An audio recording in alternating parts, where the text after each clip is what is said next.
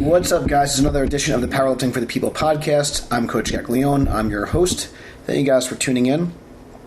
If this is your first time stopping by, I'm Coach Gaglione. I'm the owner of Gaglione Strength, and I've been involved with powerlifting and strength coaching for over 13 years. And this podcast is all about spreading the message of strength. And today we're talking about peaking strategies. So this can be helpful if you are trying to achieve a new Unracks or getting ready for maybe your powerlifting contest. I will say this podcast would be more geared toward an intermediate or more advanced lifter, and just kind of talking about some of the peaking strategies that we like to do at Gaglione Strength as I'm getting ready for my next contest. I'm about 3 weeks out from my contest.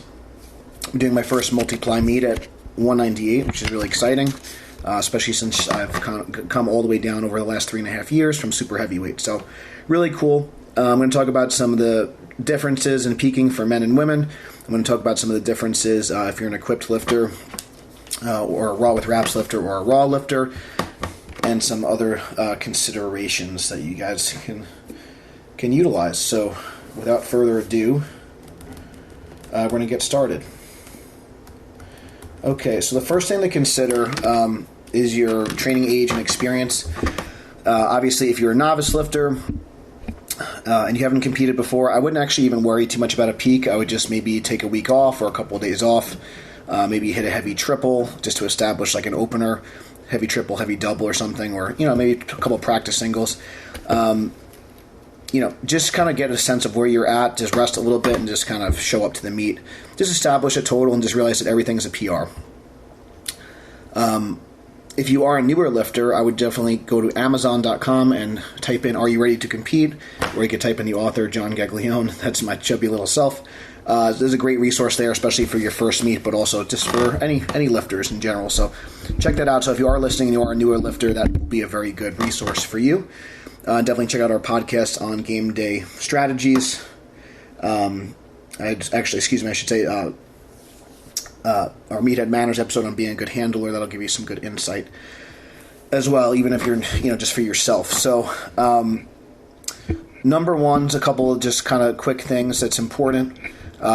It sounds very obvious, but as you get closer to a competition, specificity is going to be important. So obviously, what is powerlifting? Powerlifting is a contested event. You get 3 attempts in the squat, 3 attempts in the bench press, 3 attempts in the deadlift. So a couple of ways that you can, improve specificity. Obviously, this is one thing that I actually don't do, but you could obviously squat, bench, and deadlift all in one day, so that would be very specific. We don't personally do that too often at Gaglione Strength. We might do 1 or 2 lifts. We might squat and bench. We might bench and deadlift. We usually don't do all 3 in one session, but that's a strategy some people use. Personally, we do not do that. I feel like it's too fatiguing and it's hard to keep your form. Even though you're asked to do that in a day, it's obviously spread out over a much longer period of time. So that's just my personal preference, not to say you can't. The one thing that we will do, we will utilize, you want to practice how you play. So, for example, if you're a low bar squatter and maybe use a monolift and maybe use a wider stance, then you should be using that technique more often. So, for example, using myself as an example, I will wear flat shoes when I lift. Maybe I'm competing in knee wraps, so I'll use a monolift. So in the off season, I might do a high bar in heeled shoes, for example. So as I get closer to the contest, I'm going to do more low bar squats with a wider stance, for example. Bench press in the off season, maybe you're doing more close grips with your feet up. And as you get closer to the contest, you're using a competition setup, a competition arch, and whatever your competition grip is. So maybe it's a wider grip to shorten the range of motion. For deadlifting, I compete sumo, especially when I compete in gear. So I might do more conventional deadlifts in the off season, and then as I get closer to the contest, my supplemental and primary lifts will be with the wide stance, with the sumo stance. So these are all things to consider. They're kind of obvious, but worth mentioning. And obviously, the majority of your rep ranges for your primary lifts are going to be probably north of 85%. And typically somewhere 90 to 95%, and you're going to be using mostly doubles, singles, and triples during this time frame. And this is going to typically be a peaking phase. You're going to be somewhere from 4 to 6 weeks out from a meet, and your deload, your tapering period might be anywhere. It might be for a female, it might be like half a week where you take completely off. For a bigger guy, it might be anywhere from 7 to 10 days. So your tapering period Could be like 3 or 4 days on the low end, upwards of like 7 to 10 days for a, more like a super heavyweight or a multiply lifter that's stronger, where you're kind of taking completely off. It just kind of depends. Or just doing light stuff, but just really sub-maximal, super light. I personally like to do nothing for about 5-6-ish days. I might do some light yoga, I might do some walking, I might do some like technique drills, which we'll get into in a second. The other thing that's kind of important to figure out is when you're going to do your heaviest lifts. Or it could be your heaviest lifts or your last heavy lift, depending on your program and things like that. So like right now, I'm in a calorie deficit, which again is not really optimal, but so I might not I had a not so great deadlift day, so my lifts were not at my peak, but I was still able to hit in the 90 to 95% range. So it wasn't my heaviest lifts for my deadlift, but it would be my last heavy deadlift, and then I have my heavy squats and heavy bench press to do. So depending on your qualification and depending on your training age and things like that, I typically like to do our heaviest deadlifts of the cycle and finish those out first.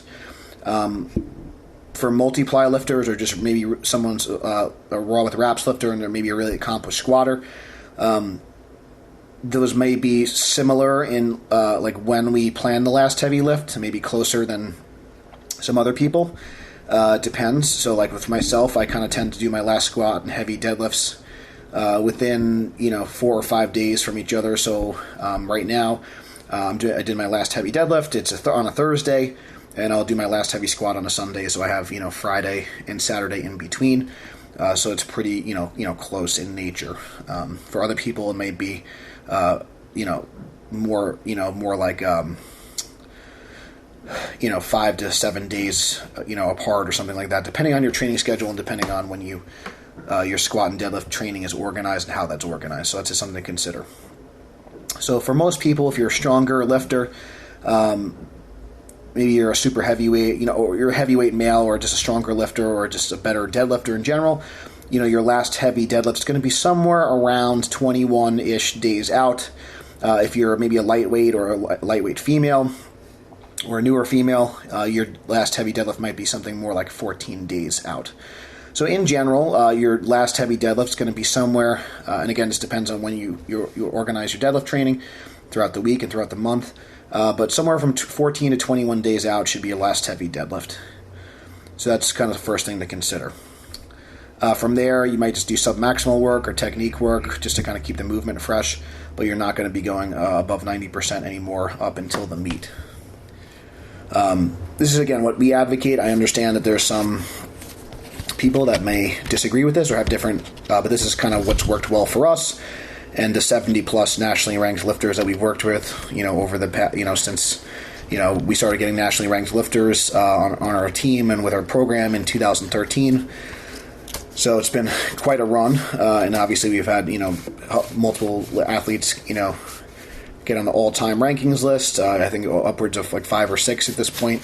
And then, obviously someone like Larry Williams who's broken several all-time world records in multiple weight classes. So this is what we found works best for them. Everyone's going to be different. You have to kind of find what works for you, which is also why we're giving you some ranges and some options. For the squats, going to be usually, if you're a sleeved lifter or a raw lifter, you're going to need less time to recover. So if you're an equipped lifter or just a raw with wraps lifter or just a stronger squatter, you're going to be closer to, the top and more. You're going to need more rest time. So for myself, I'm going to be taking my last heavy squat a little bit under 3 weeks out from my meet. So on the high end, it might be like 21 days. I think for me, it'll be somewhere a little bit less than that, but it's about, a little under 3 weeks for me. Someone that is, like I said, a sleeve lifter, or maybe they're a lighter female, they may be closer to like 10 to 14 days out from the meet.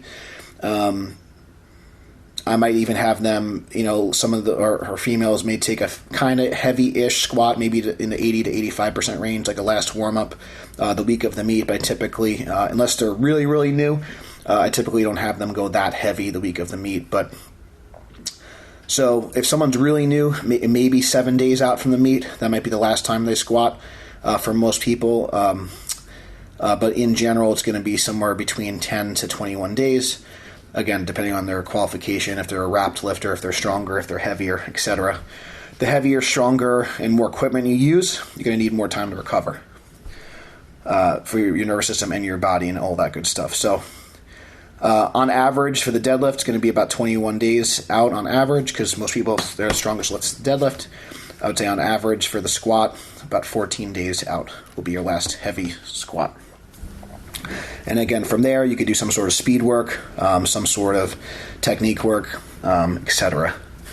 would be fine.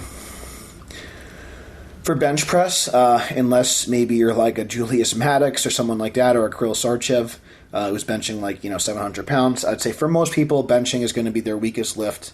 So you're going to need less time to taper or less time to recover. The bench press turnaround is going to be a lot quicker. And you could bench fairly heavy up until the meet. For some women, I may even have them do like a last warm-up or even an opener, maybe like that Tuesday or Wednesday before the meet. I found if you give the women especially too much time to recover on the bench, the performance really tanks. So you got to keep the intensity kind of high up until the contest. So in general, for most men, maybe someone like a Larry Williams or someone like that who's like a 600-pound bencher may need a little bit more time. But in general, most men are going to be okay with like about 14 days out from the meet. So about 2 weeks or so. So for most men, it's going to be somewhere between 10 to 14 days out from the meet for your last heavy bench. For women, it's going to be closer to like seven days, and it could be as low as like 3 or 4. So again, on average, it's going to be about 10 days out from the meet for most people. And like I mentioned before, for if you're a multiply lifter, raw with wraps, a heavyweight man, a really strong guy, you're probably going to need 7 to 10 days of like complete rest or just very, very, very light training, maybe not even a bar on your back. Or if you take a bar on your back, it's going to be like, under 60%. And for women or lighter guys or just newer people, maybe, 3 or 4 days might be plenty to drop that. So a couple of the goals of the peaking cycle, again, is going to be to drop fatigue. We also want to have technical mastery and keep the central nervous system stimulated. So like we mentioned before, the majority of your training is going to be probably mostly in the 1 to 3 rep range. You might do some sets of 5 for your supplemental work just to kind of, keep some hypertrophy stimulus as well. But in general, for your primary, for the competition lifts, are going to be mostly in the 90 to 95% range. If you're a newer lifter, you'll probably stick to just more the competition lifts. You won't have too much variation as far as like bands and chains and slingshots and reverse bands and things like that. For the equipped lifters and the raw with wraps lifters, typically with the wrapped lifters, they're going to probably wrap up every single session, maybe up until like their warm-up type stuff. But out of a peaking cycle, a wrapped lifter might be wrapping every single week. At the high point or like at a more moderate point, maybe 4 out of 6 weeks are going to wrap for squats. Just to kind of get because they were trying to walk around the technique. For equipped lifters, it kind of depends. But as far as full equipment, during a peaking cycle, they might only get in a full equipment like once or twice. This is just how we do things. I understand that some people do that more often. Bench shirts will probably be a little bit more often, maybe like twice, 2 to 3 times. For squat suits and deadlift suits, again, maybe 1 to 2 times in like the last 6 weeks leading up to a meet. And then the rest of the time we'll kind of alternate between just kind of maybe raw with wraps and briefs training. I find that works pretty well and doesn't beat up the body as much, but you can still practice the groove and practice your technique. So we might go in equipment, some sort of equipment, either every other week, or we might go 2 weeks on, 2 weeks off. There's a couple different ways to do this. Every other week seems to be like working well with our team so far. We got a couple of, like I said, lifters that have hit elite totals and pro totals.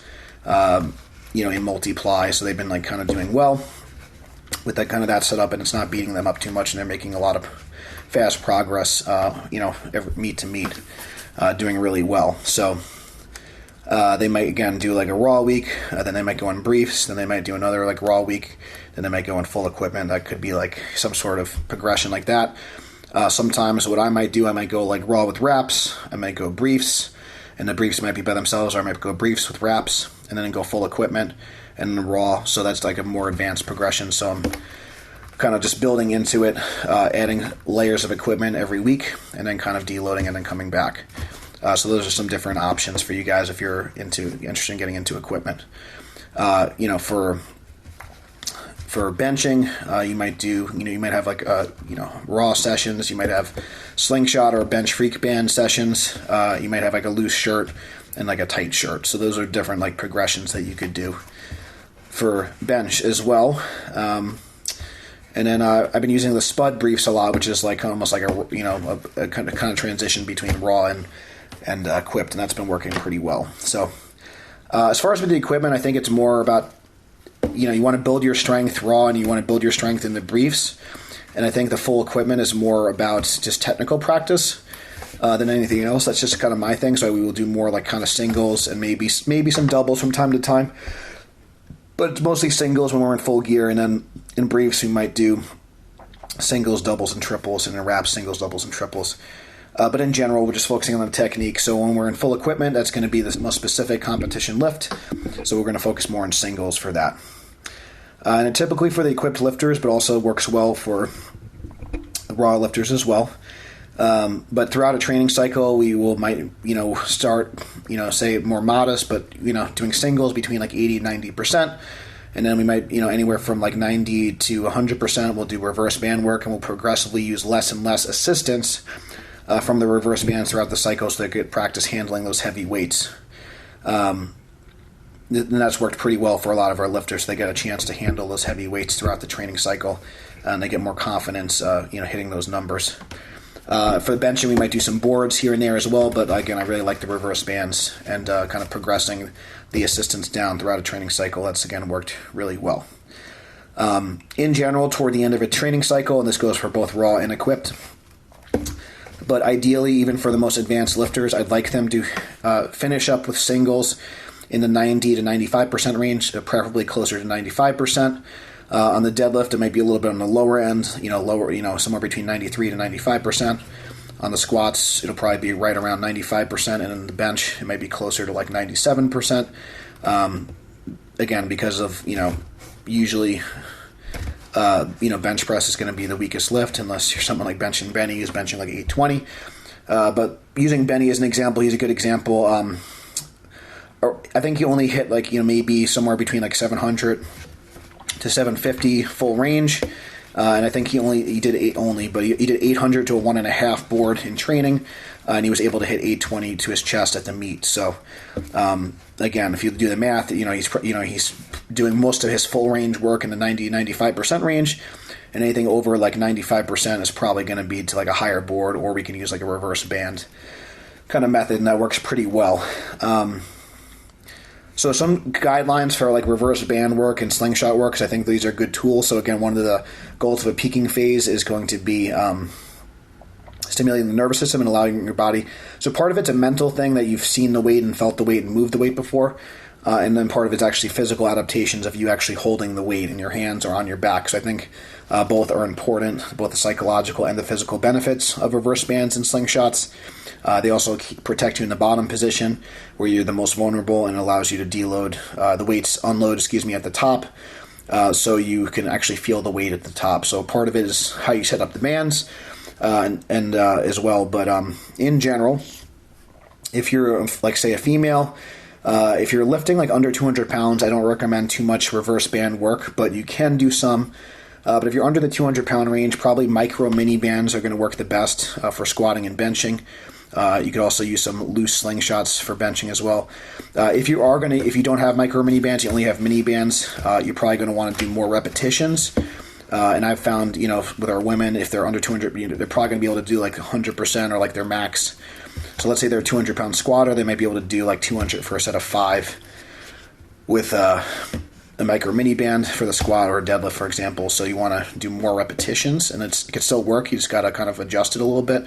And same thing with like a loose reactive slingshot. If they're a 135 pound bencher, they might be able to bench 135 for, like I said, a 3 to 5 in a slingshot. So just consider that when you're using overload training in the peaking phase. If someone's under a 400 pound max, again, these are just general guidelines. You can adjust it based on the person and what the goal of the session is. If you want to do more repetitions and more singles, but you're going to typically use reverse mini bands for the deadlift and the squat most of the time, and more reactive slingshots for benching. That's going to be advised for that. Otherwise, the overload's going to be too much. And then in general, if you're getting more than like a 10 to 20% overload, so for example, again, if you're a 400-pound squatter and you're able to do more than like 440 with like reverse bands or like a slingshot, it's again, the overload's a little excessive. It's not going to have as much transfer in our experience. So this is something to consider. Because a lot of times you see like reverse bands from the ceiling, or they're using strong or average bands, and it's just too aggressive for most people, which is why we're trying to educate people on what we find works best for these ranges. If you're a 600-pound squatter, deadlifter, or bencher, I should say a 600-pound squatter, 600-pound deadlifter, I think monster mini bands are going to work well for someone that's, again, like 500, 600, 700-pound range. North of 550, 600, 700, etc. That's a good range for most people for that. So yeah, right around that. If you're around 600-pound mark, monster mini bands are going to work well for reverse band training. If you're around like a 500-pound bencher, or if you're like over a 450, 500, that range, original slingshot's going to be good. If you're a 600-pound bencher, a Mad Dog slingshot could be warranted, or just like a tighter original or red slingshot would be fine as well. Or again, the monster mini bands for bench. If you're really, really strong, if you're like a 650 bencher, if you're an 800 plus squatter, 800 plus deadlifter, so someone like Larry comes to mind, we're going to use more like light bands for him. So those are the purple jump struts. It's going to be important for them. If you don't have reverse bands or slingshots, other things that you could do, so once you work up to like your 90 to 95% singles, you could do heavy unracks and heavy holds. This does not work as well for the deadlift, although you could do like a very high block pull. Especially if you have a grip issue, I don't think it works as well. And obviously you could use straps, but again, I just haven't found that to work as well for the deadlift. But especially for squat and bench, Jen Thompson's probably famous for her 500-pound, 495, heavy holds, which I think could be excessive, but obviously it works for her, and it really helps build her stability. So something to consider is she's probably the greatest bench presser of all time, regardless of male or female, considering, she's outlifting men as a drug-tested, female and weighing under 140 pounds. So pretty impressive stuff. Anyways, so in general, the way we would use unracks and holds, or if you're a walked-out lifter, you could do a heavy walkout as well. You would take somewhere between 110 and 120% of your max. So for example, you might, if you're like a 400-pound squatter, you might do a walkout or an unrack and hold. So let's say you work up to like 95%. So maybe you're doing maybe you did like a 385 single, and then maybe you do like a 440 walkout, and then maybe like a 495 walkout and hold for anywhere from 5 to 10 seconds. So that's going to allow your body to get used to those heavy weights, and it's that way you could walk out. If you could walk out or unrack heavier than you're going to do at the contest, it's going to be a big confidence boost and allow your nervous system to kind of get ready for the weight. If you're doing reverse band training already, you may not need to do the unracks, but if you're not doing reverse band training, I think the unracks are very important for those lifters especially. I would not go more than 20%, especially if you're a really, really strong guy. You could also just, add like 50 pounds to like your last set, 50 to 90 pounds, depending on your strength level.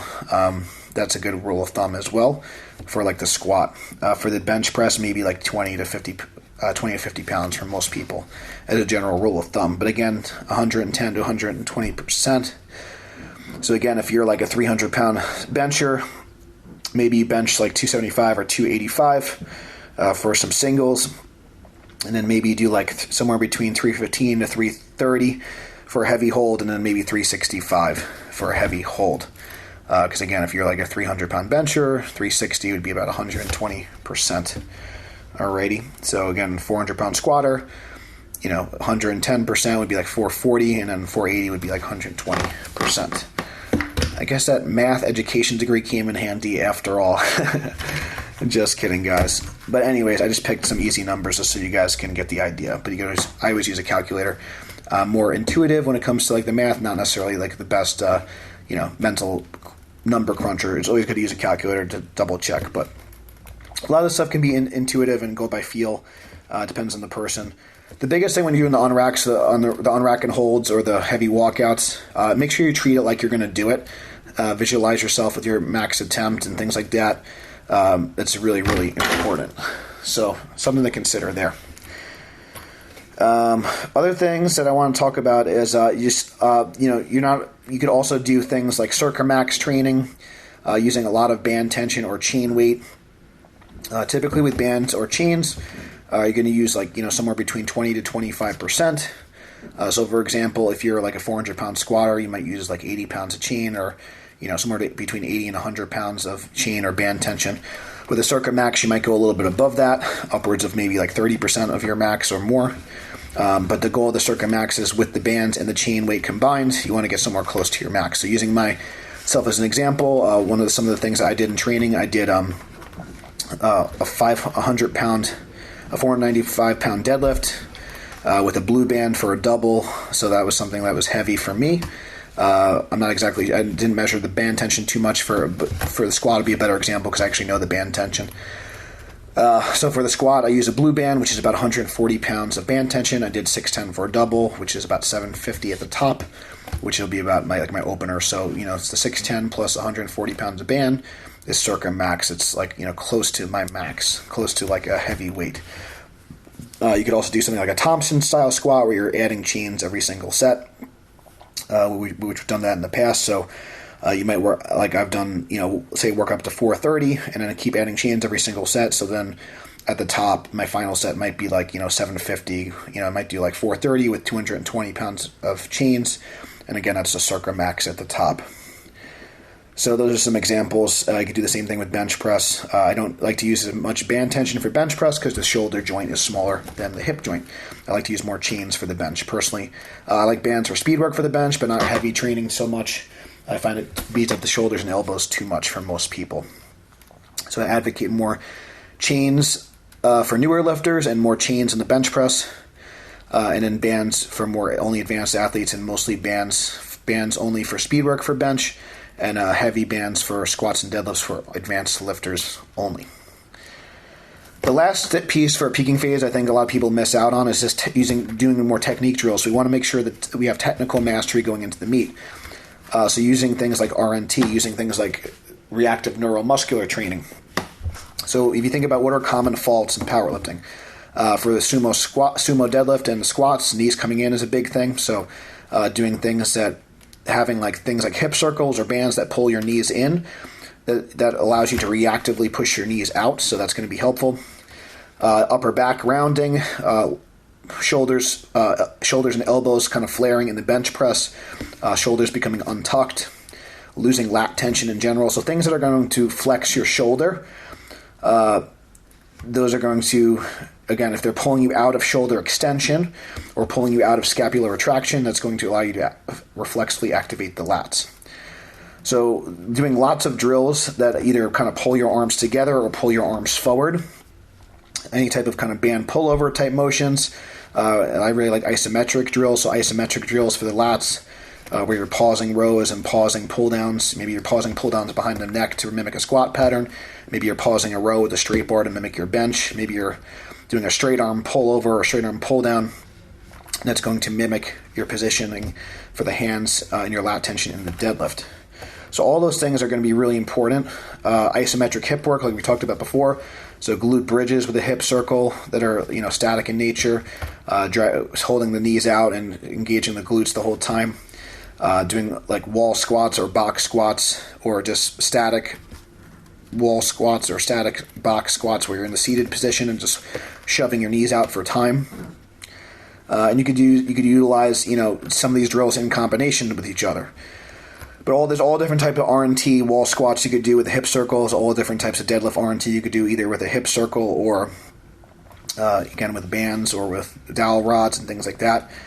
Push-ups with RNT, so you're having bands around your elbows or bands around your wrist. I like to do air benching with like a hip circle sport or a band around either my wrist or my elbows can be helpful. You can even use a tight slingshot and just do like a reverse band row. kind of bench with a slingshot on, just kind of pull the slingshot towards you and things like that. So these are all different like exercises that you can do.